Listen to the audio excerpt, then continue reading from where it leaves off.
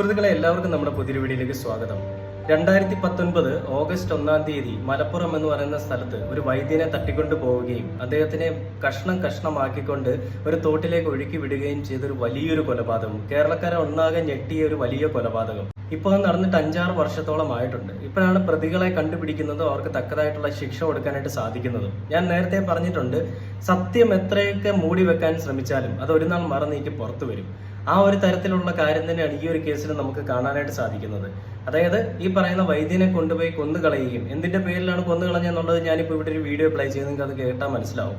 അതായത് ആ വൈദ്യനെ കൊണ്ടുപോയിട്ട് കൊന്നുകളഞ്ഞിട്ട് അദ്ദേഹത്തിനെ കഷ്ണം കഷ്ണമാക്കി. പോലീസുകാർ അടുത്ത ദിവസം തന്നെ അന്വേഷണങ്ങൾ നടത്തിയെങ്കിലും ഒരു ശവശരീരത്തിന്റെ ഒരു ഭാഗം പോലും കണ്ടെത്താൻ സാധിച്ചില്ല എന്നുള്ളൊരു വലിയൊരു വെല്ലുവിളിയായിരുന്നു. ശരീരം കിട്ടാത്ത അപൂർവം കേസുകളിൽ ഒന്നായിട്ട് ഇത് മാറുകയും ചെയ്തു.